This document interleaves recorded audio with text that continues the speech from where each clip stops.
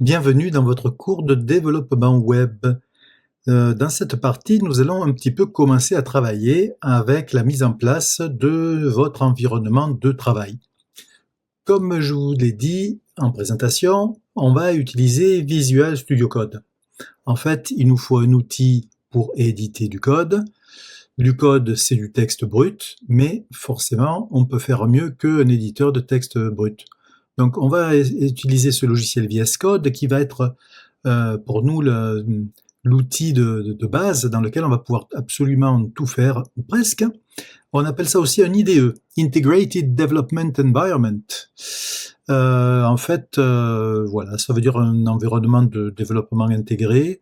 On a dit case tool aussi dans le temps. Enfin bon, je vais pas vous refaire l'histoire du développement, mais l'idée c'est qu'on a un éditeur de texte qui va mettre de la couleur sur les différentes analyses de la syntaxe et mettre en fonction de cette analyse de syntaxe, mettre des différentes couleurs sur les différents verbes, les différentes caractéristiques, les différents paramètres de notre code. Donc, ça sera plus facile d'identifier les problèmes. Il va aussi nous porter des choses pour automatiser un certain nombre de tâches. Donc, en fait, c'est vraiment un outil super important pour bien travailler. Il n'y a pas que Visual Studio Code, il y en a plein d'autres complètement dédiés à JavaScript. Avec Visual Studio Code, on peut l'adapter à plein de développements différents. Bon, je ne vais pas citer la concurrence, bien que je n'ai ni d'affinité particulière avec les uns ou les autres. Simplement, aujourd'hui, Visual Studio Code, il est gratuit. C'est un logiciel Microsoft. Euh, et, il est, et vous avez vu que j'étais sur Mac, donc euh, voilà. J'ai dit du bien de Microsoft alors que je suis sur Mac. C'est fait. C'est un logiciel gratuit qui est super efficace. On peut le rendre encore plus efficace en rajoutant des extensions. Tout ça se fait par la communauté, donc il y a aussi de l'open source derrière. Enfin, c'est quelque chose d'assez sympa et il est très répandu. Donc, il n'y a pas de raison d'en utiliser un autre. Ça fait quelques années que je l'utilise après en avoir utilisé d'autres. Je pense que dans quelques années, on en utilisera un autre, mais aujourd'hui, il est pas mal. Bon, j'ai assez bavardé. Allez, on va pour l'installation. Alors, les plus perspicaces d'entre vous ont vu sur ma slide code.visualstudio.com, l'adresse de ce magnifique site de Visual Studio Code. De toute manière, votre moteur de recherche avec Visual Studio Code, il vous amène directement là. Alors, comme je suis sur Mac et qu'il est très malin, il m'a amené tout de suite sur la page Download for Mac. Si vous êtes sur d'autres plateformes, ne vous sentez pas lésé, parce que c'est un truc Microsoft, donc forcément, il y a une version Windows. Et vous voyez que si on suit le lien sur les autres plateformes, on va pouvoir voir qu'il y a différentes versions Windows, différentes manières de l'installer sur Windows, différentes manières de l'installer sur Linux, suivant qu'on est en .deb ou en .rpm. Et puis, on a aussi pour Intel ou pour Apple Silicon sur Mac. Donc, on a plein de choses super sympas pour l'installer. Alors, je ne vous fais pas l'affront de suivre la procédure d'installation. C'est quand même relativement standard. Je vous laisse l'installer à votre convenance. Juste pour s'amuser, parce que s'amuser, pardon, c'est fait sur de l'open source, c'est pour s'étonner, pour se dire que bravo, c'est un logiciel Microsoft, il est bien fabriqué sur de l'open source, ils l'ont dit là, et puis ils ont même mis une version web. Donc si vous êtes chez votre mamie et que vous avez besoin d'éditer du code et que vous ne voulez pas lui installer VS Code, eh bien vous pouvez cliquer là sur ce lien vscode.dev et vous voilà dans un VS Code tout beau, tout propre. Alors j'ai dit, il est fait sur de l'open source, vous allez voir, dans 2 minutes, je vais vous dire le contraire, ou alors je vous le dis tout de suite. On va faire le lien, après je vous montrerai le résultat. Il y a aussi une version VS Codium, qui, elle, est complètement open source. Hein. Lui, il est construit sur de l'open source, et il y a des morceaux qui sont que Microsoft, donc on ne sait pas ce qu'elles font. Donc si vous êtes paranoïaque, vous pouvez aller plutôt du côté de VS Codium, et sur VS Codium, vous aurez la même chose, mais complètement open source. Alors, si on va sur le lien install, on va voir qu'en revanche, là, c'est pas juste un truc, un package à télécharger. Il faut un gestionnaire de package, justement. Alors sur Mac, on a Brew, l'incontournable. Sur Windows, il y a plusieurs possibilités. Et puis on peut aussi, de la même manière, sur Linux, il y a plusieurs possibilités. Tout est expliqué là-dessus. Alors comme là je suis sur Mac, je vais continuer sur Mac parce que Homebrew, la méthode d'installation, le package manager Mac, c'est vraiment le truc indispensable à avoir. Donc vous voyez, si vous avez installé Homebrew, après il vous suffit de taper dans un terminal brew install casque VS Codium et vous avez VS Codium installé. Je vous montre le site de Brew qui était là derrière ce lien.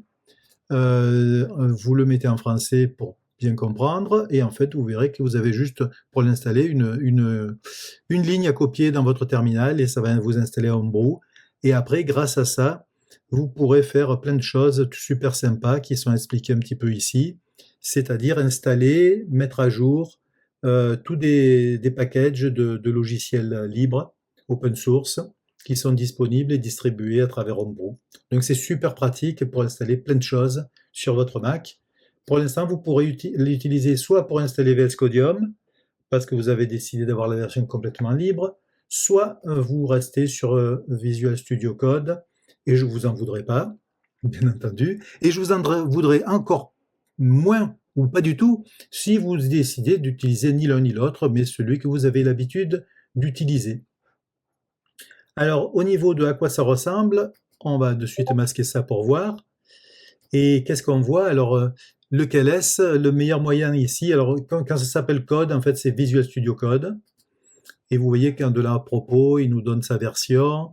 Et il nous dit que c'est fait avec Electron. Oui, oui, oui, oui, oui. Visual Studio Code est fait en JavaScript. Et développé en JavaScript grâce au framework Electron. Incroyable. Voilà, donc on verra comment un petit peu l'utiliser. Pour l'instant, juste pour faire vite, on a ici de quoi un explorateur pour naviguer dans les fichiers, un recherche pour rechercher des choses dans les fichiers et remplacer aussi. Le contrôle de code source à travers Git peut se faire directement depuis ici. On a un debugger et surtout, là, ce sur quoi vous allez devoir un petit peu vous amuser aujourd'hui, c'est les extensions parce qu'effectivement, alors vous voyez que j'ai pas mal d'extensions installées déjà. Il y a des choses pour CSS, il y a des choses pour HTML, il y a des choses pour JavaScript. Donc il y a plein de choses. Je vous conseille d'essayer, mais pas trop, pas alourdir votre VS Code, parce qu'après il va faire des fois des choses que vous n'allez plus maîtriser si vous lui donnez trop d'importance. Mais le premier module que vous allez sans doute avoir envie d'installer, c'est le French Language Pack. Donc si vous mettez French dans rechercher des extensions, vous allez le trouver. Hop, hop, on ne se trompe pas. Vous allez le trouver avec d'autres, vous voyez, avec d'autres choses. Celui-là, il est de Microsoft. Vous voyez que quand vous faites une recherche, ici, il vous signale combien de fois il a été téléchargé et comment il est noté. Donc, c'est une bonne idée pour ne pas installer quelque chose qui a été très peu testé, en fait. Hein. Donc voilà, moi j'ai installé tout simplement celui de Microsoft. Vous voyez qu'il y a d'autres, il y en a d'autres, toujours de Microsoft, qui ont été ajoutés ensuite pour du code speech. Il y a des choses incroyables que vous pouvez faire à votre VS Code. Ne lui en faites pas trop faire pour l'instant. Hein. French, on va prendre juste l'extension pour avoir nos commandes de VS Code en français ici dans le menu et ça va nous suffire. On verra. Effectivement, peut-être que dans les exercices, certainement dans les exercices, je vais utiliser telle ou telle extension pour améliorer ceci ou cela, et je vous dirai, ben tiens, utilisez ça. Et puis je vous dis tout ça, et peut-être que vous utilisez déjà VS Code depuis longtemps, et vous avez déjà plein d'extensions, et vous devriez me dire lesquelles vous utilisez, parce que c'est toujours bon à savoir.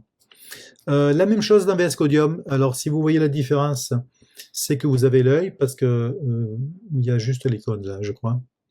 À part que là, mon page de bienvenue est un petit peu différente.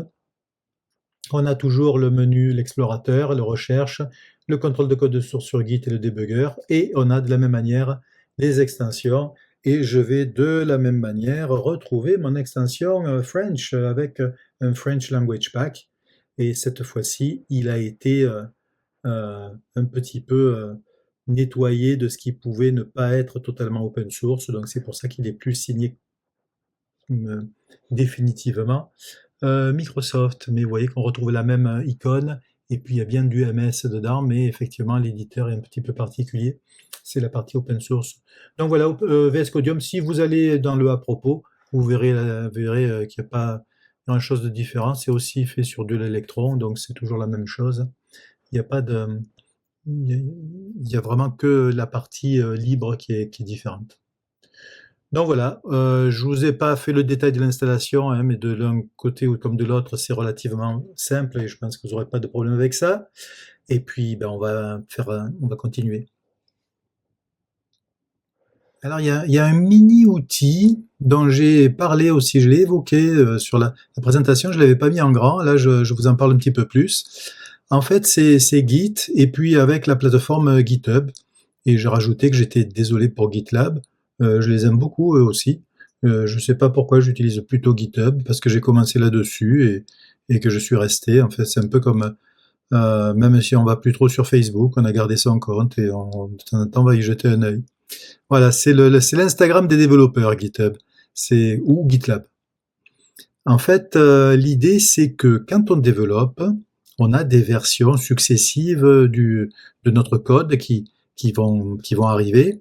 Et c'est pas mal de pouvoir suivre l'historique des modifications. C'est même indispensable quand on travaille en équipe parce qu'il va falloir partager ce code.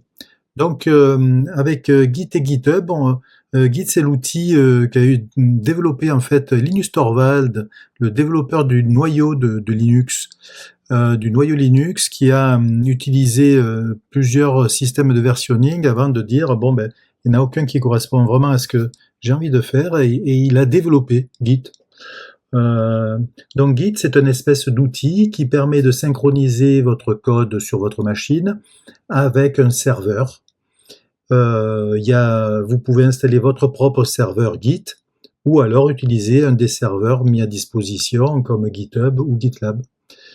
Vous trouverez le code de mes exercices sur GitHub, donc c'est pour ça que j'ai dit que je le mettais en avant. Alors normalement, on peut tout faire, on doit tout faire, même on fait tout avec l'interface en ligne de commande, donc dans le terminal. Là, j'ai mis l'icône pour GitHub, l'icône de GitHub Desktop, parce que c'est vrai que c'est quand même pas plus mal des fois d'utiliser une petite interface graphique. Et de toute manière, bonne nouvelle, on pourra utiliser un certain nombre de commandes de Git directement depuis VS Code. Encore une fois, je vous disais, VS Code, c'est vraiment un autre petit outil super. Donc voilà, donc il va falloir aussi s'assurer que vous avez Git d'installer sur votre machine. Et pour ça, eh bien, on arrête de bavarder et on va voir comment on fait. Pour Git, je vais pas trop vous en dire non plus. Moteur de recherche ou git-scm.com, Source Control Management, j'imagine. Donc voilà, donc sur Git, il y a toute la documentation et plein de choses à savoir.